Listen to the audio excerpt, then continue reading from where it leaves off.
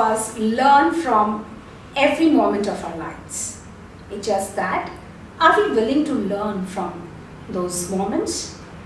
And here we have on the show some very special. ASHUTOSH Malviya, and also joining with us we have ARCHITA Malviya. ASHUTOSH, who has just been an average child during his school years, but now he has completed his BA LLB from NLU Visakhapatnam, and also we have ARCHITA Malviya, who has completed her BA LLB from NLU Bhopal. Of course, the achievement is no small thing. I will now introduce you to ASHUTOSH and ARCHITA. Hello ASHUTOSH and hello ARCHITA. So let's sneak peek into their life experiences and learn what is possible from them. So hello ASHUTOSH, I just pose my first question to you. How it happened that you were inspired to go for CLAT? Hello ma'am, first of all I am deeply honored to be called by my alma mater. Thank you for having me. Ma'am, my inspiration to go in the field of law and particularly to do CLAT was first of all my great-grandfather, Pandit Madan Mohan Malviya. He completed his law from Allahabad University and he started practicing law in the year 1893. Ma'am, from his colleagues, I came to know that he was excellent in his communication and he was very fair in his dealings. The former Chief Justice of India, Sir John Henley, very categorically mentioned that although he was having such deep knowledge of law, but his demeanor was very perfect. We all know that in the Chauri Chaura incident, ma'am, he saved 153 accused from the death row. Yeah, I know. So, ma'am, from him, initial days, I got inspired to do law. And secondly, my father, he inspired me a lot. And thirdly, my sister, ma'am. She completed her law before me. So, she cracked CLAT first. And then she inspired me to go in that field. Great, ARCHITA. You are a source of inspiration at a very tender age, I suppose. Okay. Of course, I am very sure that this journey would not have been very, very easy or a cakewalk. So, can you just throw light on to what experiences you had or what difficult situations you faced in going through your studies? My initial challenge was in terms of time management. Since I had in my mind to clear CLAT in my first attempt itself, it was very difficult for me to manage time because my 12th boards were there and I have to be in the CLAT merit list as well. So the initial challenge was in terms of time management, and secondly, in writing CLAT, ma'am, maths plays a very vital role, and initially my maths was very poor. So every now and then I used to ask my father how I will clear this particular exam, and he very categorically just told me one thing: Beta Ashu, your biggest enemy to deal with is yourself. It's not maths, it's not anything, it's yourself. And he used to say to me that if there is no enemy within, the enemy outside can do us no harm. And that's why, ma'am, it just motivated me to a great extent. And I eventually overcome that fear, that challenge of maths, and out of 20 I scored around 18 odd number in maths, and that helped me to clear my CLAT exam. Alright, that's actually, I'm just wondering if you look back to your school years and how you were, if you want to compare yourself as a schoolboy and then now, how will you compare yourself and what do you think that differs? How can you distinguish yourself actually? I mean, my school life was very memorable, ma'am. I remember, when I was in the 8th grade, there was a speech competition. Oh my. And the speech competition topic was nationalism versus corruption. Okay, So that topic, I remember. I clearly remember that now. You might remember, ma'am, you were the moderator there. And And ma'am, that topic really intrigued me, and to such an extent that time limit allotted for per student speech was 2 minutes. I didn't care about the rule. I was completely raw and unpolished at that point of time. I spoke for around 4 minutes, and when I came back, I apologized to the teachers and moderators for exceeding my time limit. And my sister also told me that just because you have a mic in hand, it doesn't mean that you go and on and on. So looking back now, I realized that I made mistakes, but I was not afraid to try new things. Absolutely. That's what actually, as teachers, I always suggest to children that making mistake is no problem actually. That's the initial stage, and you're bound to make some mistakes, because even when we started our career, when we were in school, is it not that we did mistakes, and it's only through the mistakes that we grow over the years and we become what we are now. So it's always there, but that shouldn't stop you from doing or pursuing what your aspirations are. So that should always be there, and this should go on, Yeah. At whatever stage of your life you may be, but you should keep, don't be afraid of making mistakes. Yes, That's where you actually, tend to always, take a back seat there. So be confident.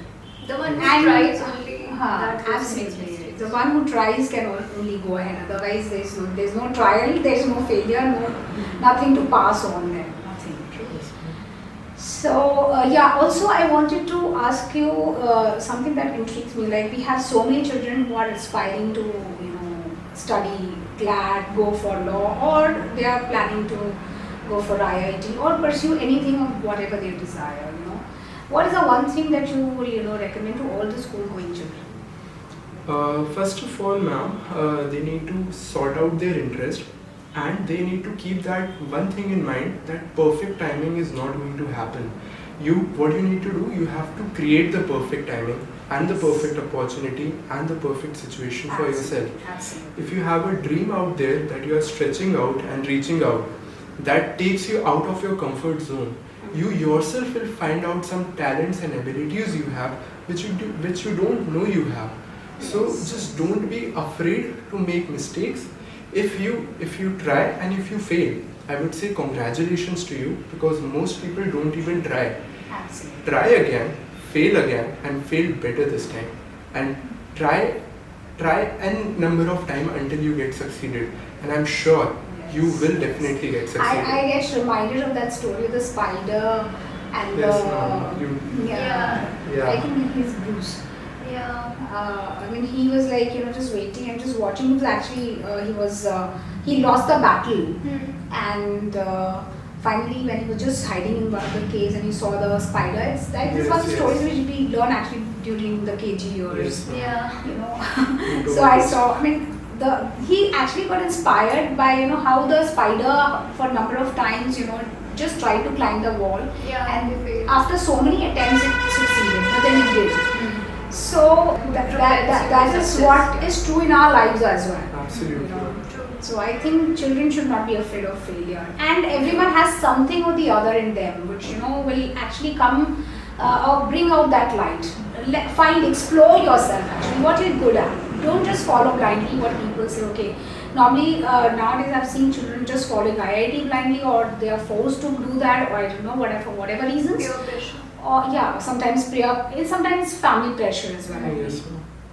So don't just blindly follow what others are doing. Find out, take time, even if it takes some time, like maybe some months or maybe a year or two, but give yourself that time, because for the entire life you're going to stay with that thing.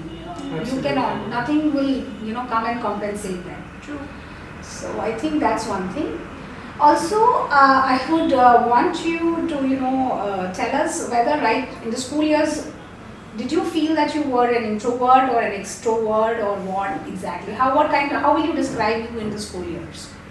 Ma'am, initially I was introvert, but later on I participated. You motivated me to participate in speech, debates. My sister motivated me to do that, and initially that barrier I crossed.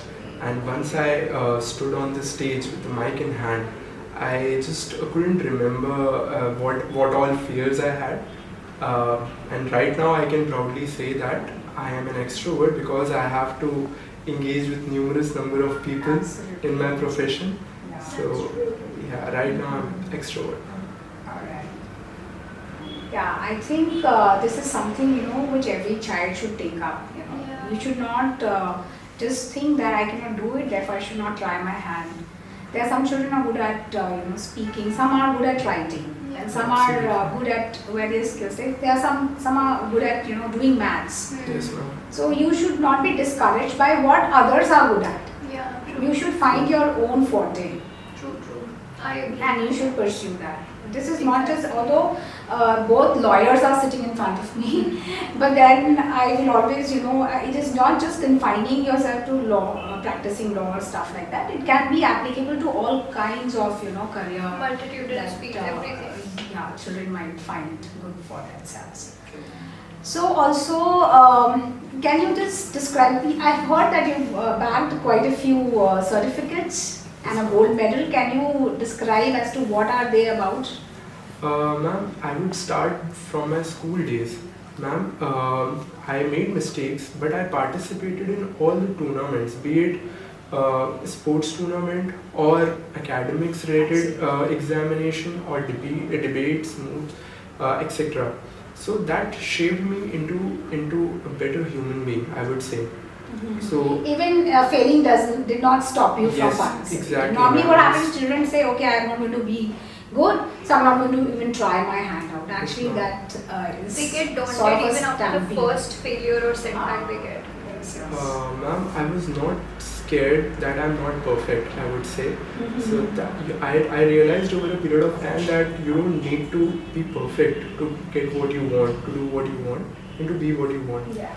So in my college days, when I stepped in the university where it is very difficult to even pass the exam, I was fortunate enough to right from my semester 1 to semester 10, I was able to secure first rank, and ultimately I bagged the Wow, gold medal. congratulations! Great to hear that. Thanks to you.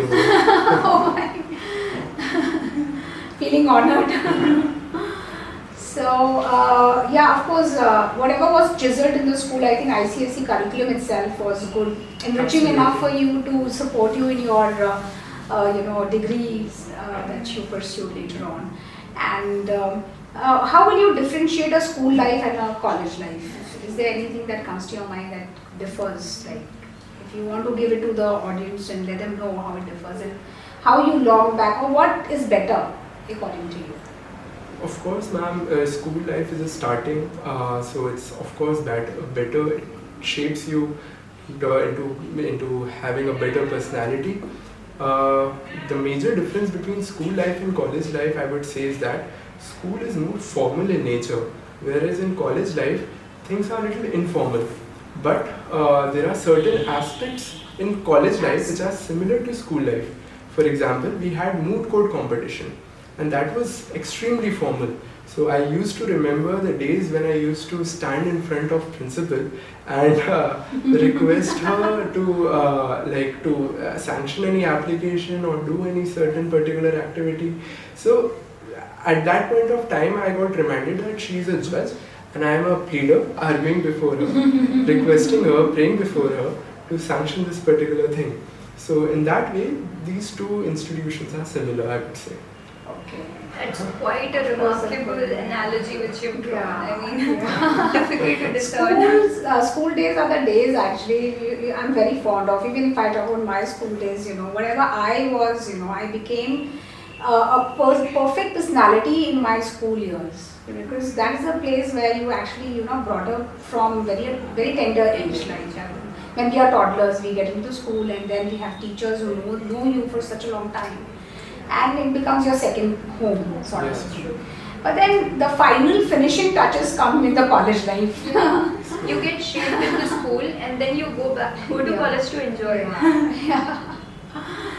So that's thing. Then what are your suggestions to the children who would want to do something good in their life? Anything that comes to you? I mean, even Archita, please share your ideas. What you think Yeah, sure. children should do in order to do something great?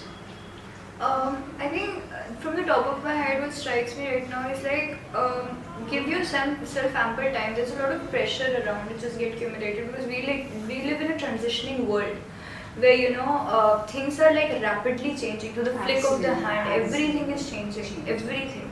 Like, who knew the pandemic would strike and everything would go online all of a sudden? So everything changes. So give yourself time and don't make peace with the fact that, okay, in the 5th grade you decide you want to be an astronaut. So you want to be an astronaut for like incessantly all of your life. You have to understand that when you go to another grade, when you go to 10th class, probably something else will interest you. If you go to 12th standard, something else will come to your mind. So like, give yourself that much of leeway. That's very, very important. And something which I would want to say, it's not been enough said, or I don't know, it's something which is from my experience as of now, whatever I've gained.